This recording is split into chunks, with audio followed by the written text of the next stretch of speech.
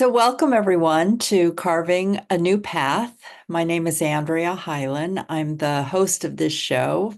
And to get things started, welcome to those of you who have been listening to the variety of guests and conversations and series. And for anyone who is new, just a little piece of information is that this podcast started in 2020 in response to all the change that people were experiencing. And I wanted to have people on the show who could talk about listening to their inner voice and birthing new ways of being in the world. I wanted there to be some conversations that were reflective. And although there's information that we share and tools and resources that come in, part of it is listening to your own voice, listening to what is inside of you. So, turning my attention today to my guest, Marie Ek Lipanovska, who lives in Sweden. I am, as an information thing, I'm currently in Baltimore, Maryland. And so Marie and I have been doing a series that she had this idea. She listened to her voice, a series about unfolding the gift from God. And today we are going to talk about children. So before Marie begins by telling you some stories and reflections, I just want you to know that Marie helps women become a good mother to themselves and to develop a deep and personal relationship to God. She does this through meditation, writing, and art. She is a writer, an illustrator, an artist, and meditation teacher, and also the founder of Heal My Voice Sweden and a publisher of 13 books. And while we are recording this, during this month, one of her illustrations is on the cover of the current On Purpose Woman magazine. So if you're listening to it after July or August of 2024, you can go look in the archives for that too. But I just felt like I wanted to celebrate that piece of information and your talents, Marie. Mm. So welcome, and I will just turn it over to you to begin to share anything you want to start with. I was not prepared that you would bring up On Purpose Woman magazine and the cover illustration. So I was thinking before the show, what is the next gift? And I thought, the illustrations. That's the next gift. So Oh, okay. So the next time we talk will be more about illustrations. Okay. So maybe you save some of that juiciness for the beginning of that. Yes. so it's kind of funny that you brought it. Yeah. I remember in the last show we did about, I think it was meditation. No, I don't. Yeah, Yes, meditation. it was. Mhm. And we said we were going to talk about the gift, children as a gift. Mhm. And I had a lot of stories that I wanted to share. Now there are new stories. Mm. So first of all, I can start with I'm at I am in my child's apartment, my middle child. So Mhm. and she's on vacation. So I also have a holiday that started yesterday, and Okay. her apartment really suits me, really. Mhm. It's light, it's warm.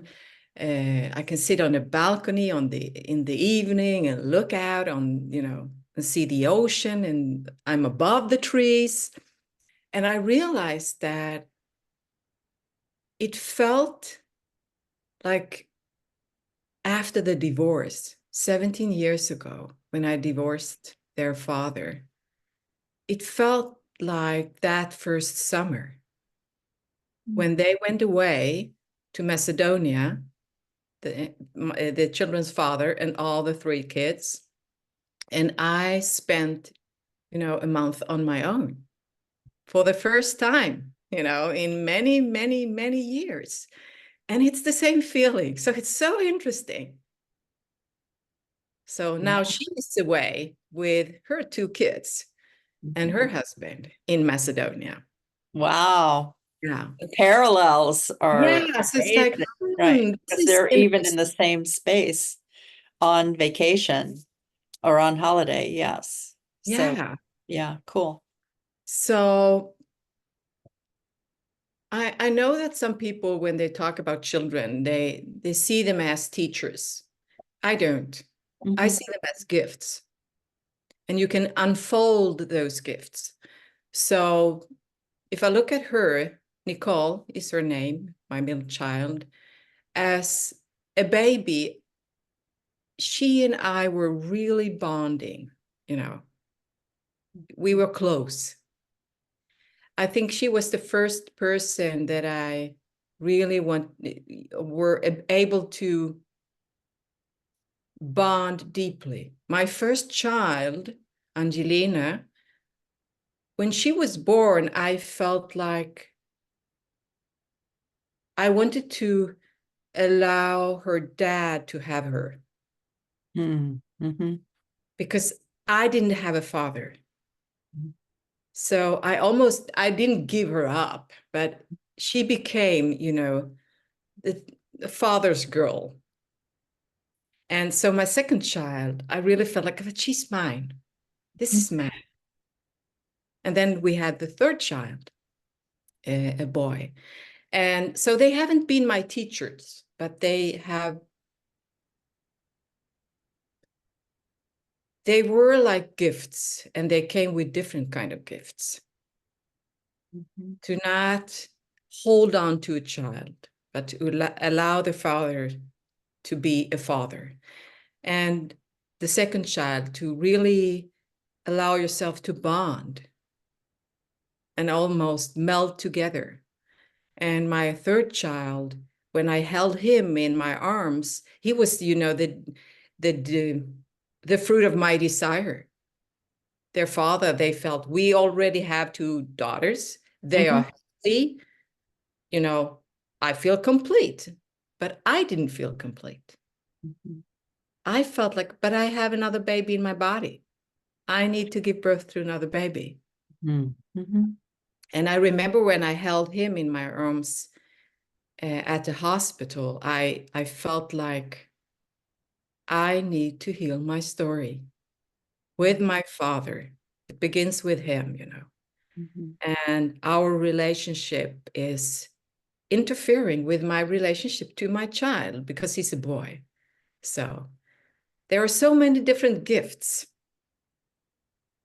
And I keep unfolding the gifts that my children are. Mm-hmm. Sometimes, of course, they can teach me stuff, but I don't see them as teachers Mm-hmm. because I'm Yeah, an it's an adult. interesting distinction because it's like the idea that children came to teach us. I I mean, I feel like I would put the twist on that word as we learn in relationship with others. We learn about ourselves, we learn about the world, we learn about God, we learn about our relationship Yeah. to life through the care of each other. And so interesting because we've never really talked about this before. And I find once again these interesting parallels because I felt like my first daughter was like belonged to the family. And I can see that even she was born, she was 2 weeks late. So she was born December 30th. And both families had, like, everybody had gathered for Christmas time. They'd flown in from different parts of the country, and they were all waiting for this child to be born. And even though we lived 2 hours from both of our families, they were all preparing and waiting to meet this child. This child is going to be born. And then I gave birth on a Friday night, I think, and maybe it was Friday, but whatever. It was 10 o'clock at night. And the next day, just people started arriving at the like they all drove down. It was like, the cameras and and I'd had 3 days of labor. Like there was no thought that maybe I needed to rest and bond with my baby. No, it was like everyone's descended and all of that. And I did feel like every time there was some sort of celebration, it was like me just handing her over to the family. And then when my second daughter was born, there was this feeling, I don't even think we called anyone to tell them that I was in labor.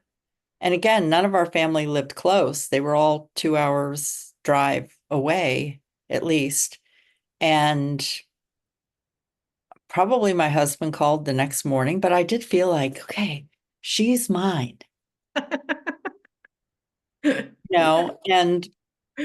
then I was divorced from my first husband um when and was in a relationship when I felt like there was another soul. Or actually, I felt like there were two more souls to come through me. And that relationship didn't work, but I met a man and we did get married and had 2 kids, and they were different. It was a totally different situation. And I learned a lot from each of them. And there was this feeling that each of them came in that almost like we were predestined to connect because there were things we were going to learn. And each of us served as the person who would, like, we needed the connection in order to learn something about ourselves. And without the other, I could not have evolved into who I am. And, my son died at 19 months, my third child, and he was, I mean, I really learned about grief and unconditional love with him, be, just because of the situation and what we were placed in. And then I got to discover things about myself through homeschooling my daughters that without the younger one being born, and like this series of things happening where I didn't go back to work because of the hospital stays or the my own health stuff, and then the daughter being born, like all these things kept me home. And then I learned about myself and community because of the birth. So yeah, so interesting the what those gifts are what the gift has been through the births and this kind of unique thing. Part of it is what we tell ourselves. I sacrificed this child for the good. But I was also, as you were talking, I was thinking about the firstborn being sacrificed in the Bible. Like there's so many different stories of the firstborn being sacrificed, and kind of that almost archetype that we were already born with. Oh, this sacrifice must be the husband. Child goes to the husband, child goes to the family, child pays a debt, of some sort. So, well, thank you. That opened up a lot for me, just hearing you talk about that, which none of this was planned. And we really had never talked about that in all the conversations we've had. All right, I pass the baton back to you to share another story or what's coming up for you. Yeah, another story that I'm thinking of today is actually a story that my mother told me recently. So Mm. my mother, she had a stroke 3 months ago, and I stayed with her for almost 2 weeks just recently when she came home from the hospital. And one day I was cleaning her home, and she has this wall with a lot of photos from children, grandchildren, great grandchildren. And there was this image of me in black and white when I'm a little girl, maybe 4 years old or something. And I noticed that it was like almost falling off the frame. So I took it down, and it would have fallen out if I haven't seen it. So it was interesting. And that photo opened up conversation with my mother.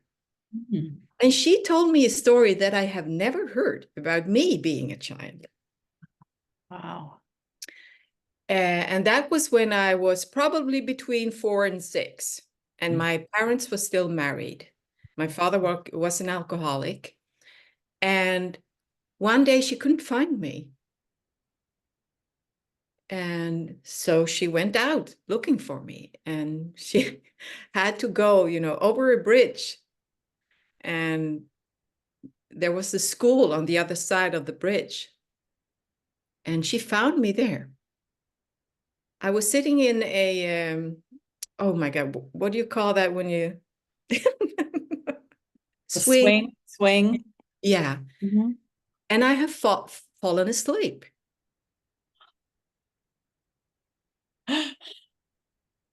And, and of course she spoke about how frightened she was that I was gone and she couldn't find me. And but I kept having this, image of how weird. A little girl all alone, I walked away from home over to the other side Mhm. and sat down and fallen asleep, So it's like, but I have, it's like I'm safe on the other side. Mhm. That was, how I felt when she described the story or told me the story. I must have felt safe. Otherwise, I wouldn't have fallen asleep. Mhm. Mhm. So I wasn't scared, even though I was away from home, all alone. Mhm. And then I said to my mother, this is so interesting, because one of my illustrations is Sötnusen, and that's the inner child. Mhm. And in the beginning, when I was drawing her, she had a swing. Mhm. She spent a lot of time on her swing. And I just realized that this is connected, that these stories are connected. Some part of me left home at that age. Yeah. I went over to the other side and found a safe place. And then Mhm. she said, in the same evening she was going to work. She worked on during nights on a hospital, and I said, "Do you have to go?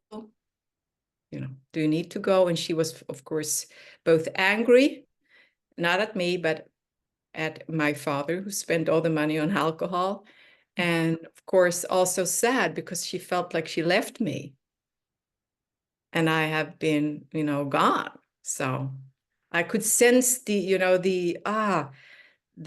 emotions. Yeah. And when she said that, I realized that's why I have never been able to put my work before my children. Mm. Mhm. I never knew why. Mhm. And now I have the answer. Yeah. Yeah. Yeah. So like, wow, these stories, Yeah. And these oh, things that that little, are imprinted, yeah, things that are imprinted and are in our psyche that we don't even realize how we, as children, put things together in a way that then determines the choices and decisions that we make. yeah. Yeah. So that other side is, yeah, that was the safe place from the beginning. It was not in the home. Mhm. And it was not relationship. It was actually being alone that was the safe place. Mhm. Relax. So now when I don't have to care for children, grandchildren, dogs, or any other pets, I relax. It Mhm. feels like I'm on the other side, Yes. me and God and my swing. Mhm. Mhm.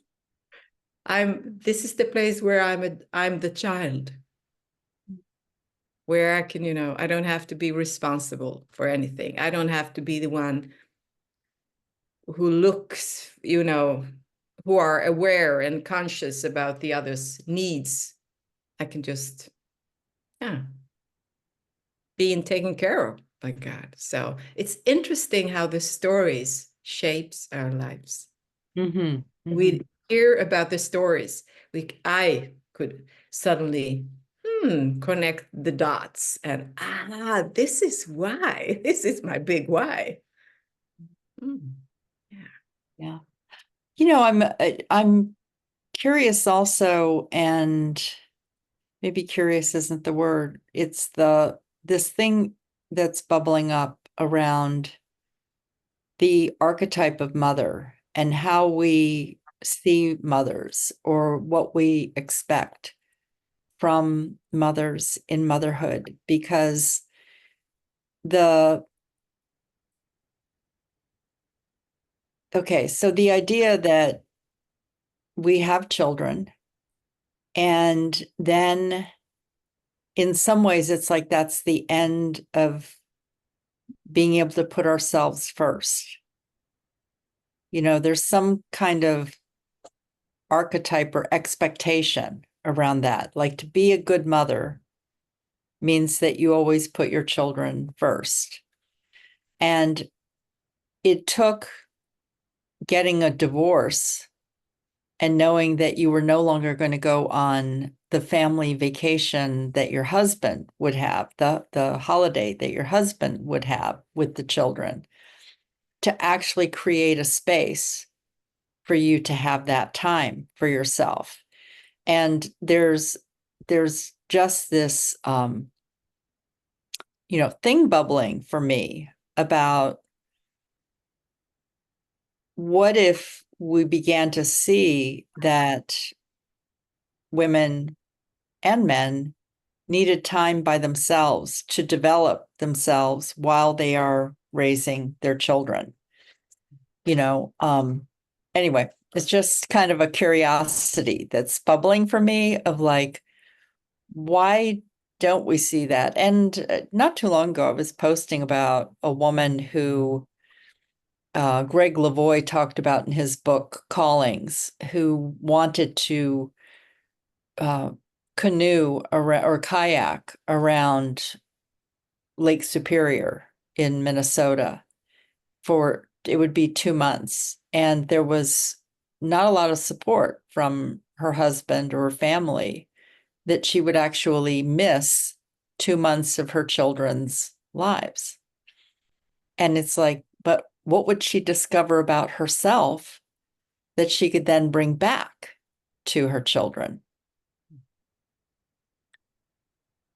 Yeah. And what if we saw it that way? That the idea of developing something in ourselves or having time to listen to our voice or listen. So yeah. So I know maybe you have a reaction to that. And I want to also say, is there something bubbling around the gift of children that is unfolding right now? I guess one of the things I would I have done different if I had another story, another upright, maybe, I don't know. But I hoped that I would have put my children first anyway. Mm-hmm. There is a time for everything. That's how I see it. There is a time for everything. And it took me, the third child, I realized, I remember that summer when the girls were back in school and I was only spending time with him. Mm-hmm. I remember that I felt such, I don't know, I knew this is the last time Mm-hmm. that I'm having a baby. Mm-hmm. Mm-hmm. I want to enjoy it as much as I can because I will not experience this anymore. Right. So Right. there is a time for everything. Sure. to really be with the children when they are small, because they need, my attention, my life, my love. So even though I put my own life on hold, still I don't, because that's another part of me. Stepping back, being the receiver, being the witness, Mhm. being the mother, caring for them more than for myself, because they are small. Mhm. Mhm. They are my choice. I am not their choice. Mhm. Mhm. So stepping into that responsibility, putting life first, not money, not comfort, life. That is the biggest gift that I have received as a parent, to put life first. Mhm. Yeah. And I have continued to put life first, whether if it's my children, my grandchildren, my mother, but also my life first. Not the not money, not the things, not acknowledgement, fame, vain. No, life first. Mhm. So somehow the gift from being a parent has been to become a good mother to myself. Mhm. Yeah. So I hope I wouldn't have done differently. I wanted to be with my children. There are 5 years between each one of them. Mm. So that's why I think I was so tired at the end, because the period of time. Right, right. Well, and I guess that's what I was thinking about. I feel like it took until I had my fourth child that I actually learned about taking care of myself. Or maybe it was after my second child when I really was kind of on the edge, when she was about 2 years old, that I learned I needed to take care of myself. Because I wouldn't even do something like, uh, I mean, I was working full time. And so I worked full time and then I cared for my children in the whatever, morning, evening, weekends. There was no space for me to recharge for myself. So I learned that even being able to go on a canoe with a group that was, was someone who was leading us through nature on a canoe where I had no one other than myself to look out for. I feel like they taught me about self-care, the importance of self-care, and that I needed to take that oxygen mask. So were there times that you felt uh well, did you live near family? Like who helped to give you a little bit of space or a break when you were raising your kids? Or how did you practice self-care or recharging or extra oxygen for yourself so that you had more oxygen to give?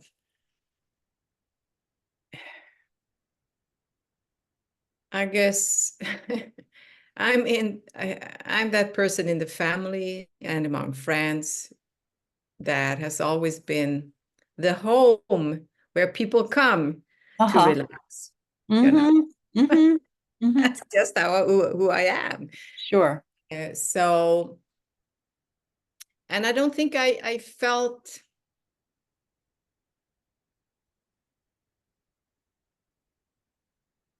I think what I felt was hard in the parenting was that I felt alone. Uh-huh. Yeah. And I hear mothers talk about that now. Yeah. Also young mothers that I mean mothers of young children, what's young to have children, whatever. And yeah, the aloneness in it. Mhm. And I have to say he is a good father in many ways, but he had his own business and he worked too much. Mm-hmm. And I was the one who, yeah, made sure that everything, homework in school, Mm-hmm. after school activities, Yeah. family, friends, because that's what I'm good at. Mm-hmm. Why? Because I appreciate relationships. I take care of them. Sure. Yeah, yeah, yeah. Uh, so I think it was actually the relationship that was the problem, Uh-huh.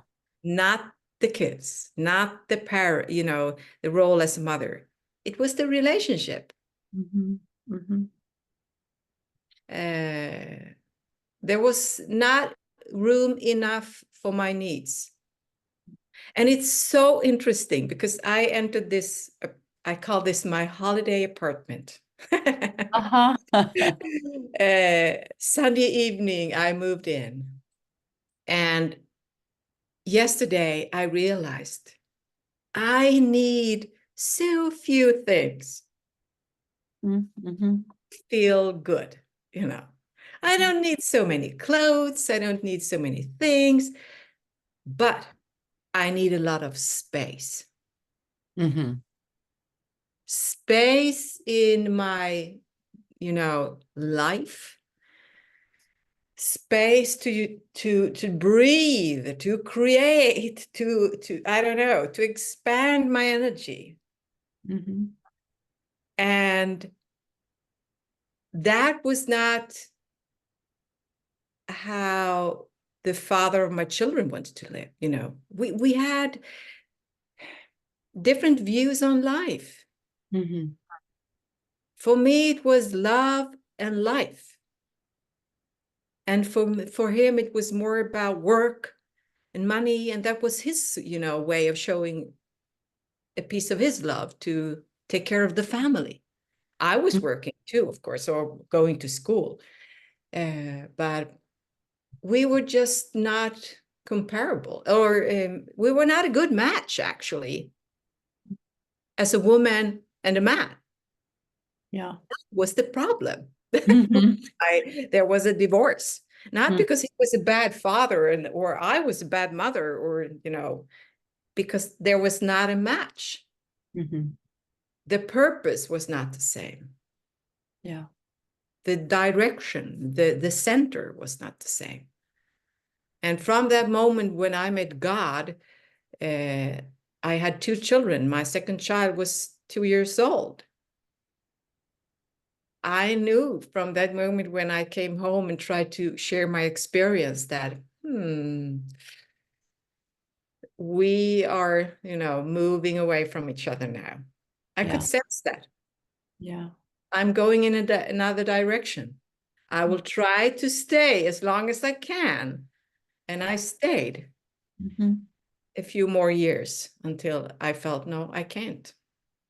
I'm not here to live for the world, for material things. Life and love is the center of Yeah. my life. So How old was your son when when you and your husband separated? he was 5. He was 5. Uh-huh. Yeah. Yeah. Yeah. That was the hardest thing to separate because he was Definitely. Yeah. 5. Yeah. But we handled the divorce very well. And my children, they are all proud of us. We have stayed friends, we can be at a party. There's no, yeah, it Mm-hmm. has been a good divorce, if you can Sure. say. Yeah. Yeah. Yeah. Yeah. So that's good. Yeah. I know we've been talking for a while and we'll wrap up soon, but I'm wondering if there's another story about the gift of children. Yeah, I think one of the most important things for me that I have, discovered is that I am a gift. Hmm. I was a gift also as a child. Hmm. even though I don't think I was loved. I know that. And I'm the youngest of 4 siblings. And I always felt loved. But somehow I didn't feel that I was received. There is a difference. Yeah. And I have managed to receive myself, the child that I am, that I was in the family, and that I am in relationship to God. And I guess that's because I received my children as gifts. So they opened that door for me to enter myself when I was ready. And out of that, Sötnusen was born. When I could receive myself as a child of God, I started to draw her. She came from my childhood. Yeah. Yeah. That's where the shift. It shifted in a photo. I was looking at a photo of myself when I was just a baby standing in a crib. And something just started to move. And I began to draw the illustrations of Sötnusen. So once again, it's a photo of myself that opens something, reminds me of something. And I remember I asked myself when I was drawing those illustrations that who is looking at me so that I can see myself? Someone is looking at me so I see myself. I Yes. realized that's God. Yeah. Yeah. And it's so interesting the way that this conversation's been unfolding also to bring us to that point where, someone might think, oh, well, this show isn't for me. I don't have children. And it's like, yes, but you were a child. And there's so much power in being able to look back at a photo of ourselves at some age that was just in part of our childhood. Not everyone has photos from the minute they were born, but even finding a photo of yourself as a toddler, or maybe there was a school photo or something, some sort of photo of you. I mean, I remember part of the reclaiming of the gift of myself as a child was this photo of me on a wooden rocking horse. And I'm just like, and I was like, that's me. That's like, I'm going there, like I was so determined, holding on. There's such a determination and the hair flying in the wind and, just on this little rocking horse, like go, go, go. And I could just feel that essence of myself and that joy of myself. Yeah, I was just looking over here because I have some photos on the wall of me as a child. And it is like getting in touch with the gift that you are, even if there weren't people around you who could see the depth of your gift. That we all come into different family situations. But you are a gift. Your life is a gift, which is one of the things we talked about in the first show. Yeah. So I love that. So encouraging the listeners to find that photo of yourself. Look around at some photos. Just the youngest pictures you could find of yourself to see and remember that's who you are. That's your essence. That's how you came into the world. And to look at on Marie's Instagram and some of the different links that are in the show page to look at her drawings of Sutnasen and this little girl and the joy that she is and the wide variety of like scenes that you have illustrated with her in there, Mhm. to choose one of those to hold in your heart about who you know yourself to be. Mhm. Yeah.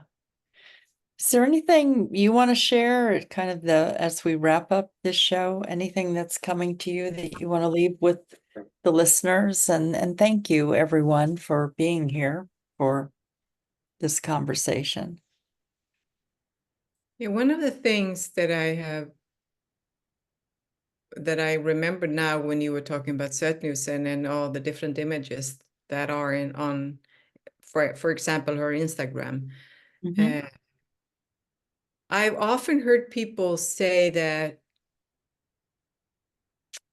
it's almost like, I don't know, there's something in the images that speaks to the child within the other Mhm. person. Mhm. Mhm. Yeah.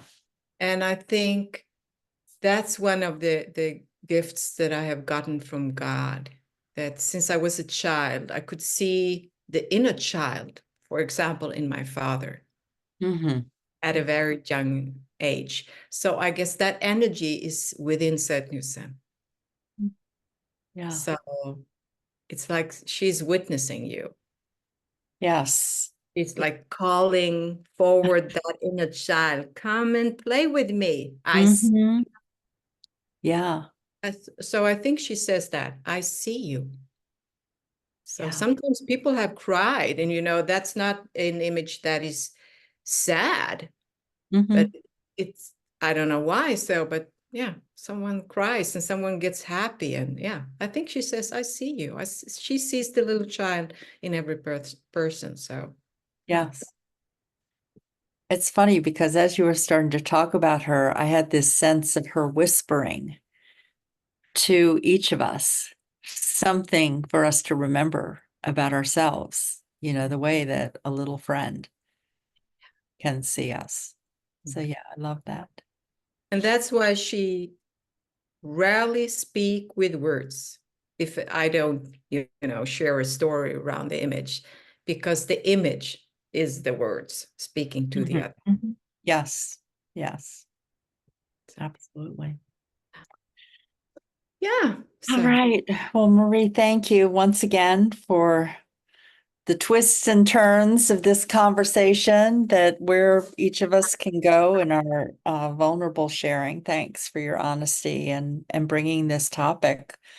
And so this was number 4 in a 12-part series, and the next one is going to be about illustrations. So we will talk more about the unfolding the gift from God. And thank you to the listeners. Thank you for being here and to, look at a photo of yourself or go look at the Instagram of Sutnasen and see what she has to say to you. mm, Yeah. thank Thanks. you. Thanks, Marie. All right. Bye-bye now to everyone. Bye.